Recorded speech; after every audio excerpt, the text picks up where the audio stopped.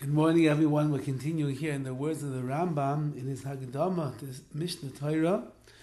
And yesterday we finished the 40-person chain that goes from Har Sinai all the way to Rav Ashi, who was the great Talmudic authority and one of the codifiers of the Talmud.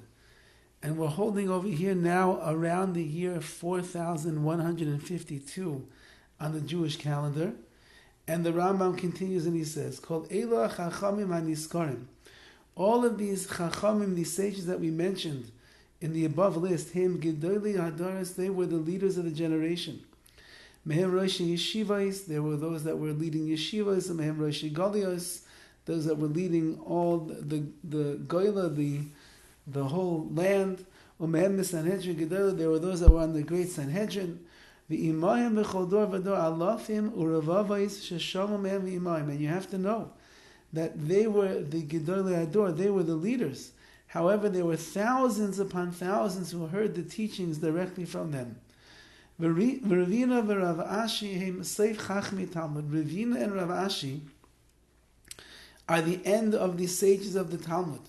Rav Ashi hu shechibar Talmud Bavli be'eretz Shina acha shechibar Rav Yochanan Talmud Yushalmi So about 100 years after Rav Yochanan wrote the Talmud Yushalmi, the Jerusalem Talmud, so Ravina and Rav Ashi over here was the one that compiled the Talmud Bavli, the Babylonian Talmud. This is about the year 4235.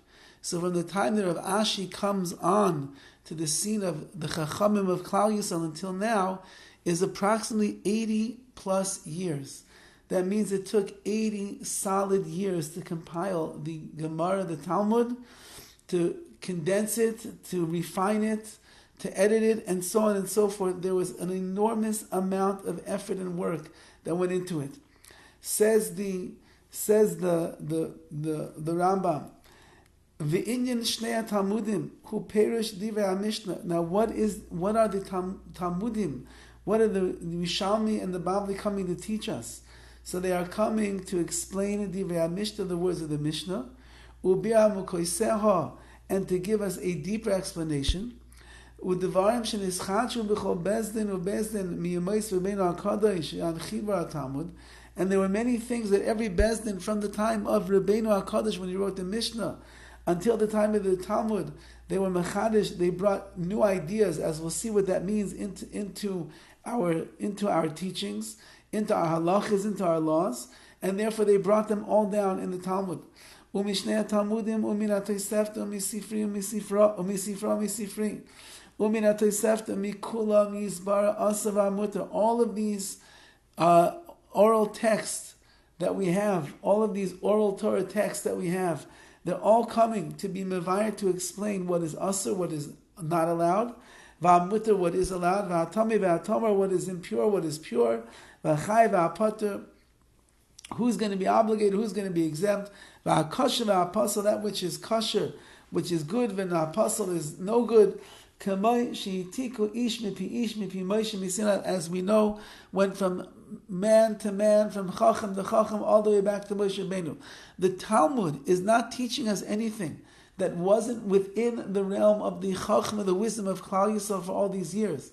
The Talmud is merely a representation of the discussions, of the halachas, of the laws, of the chidushim, of the insights that existed all the way back from sage to sage that goes to Moshe Rabbeinu.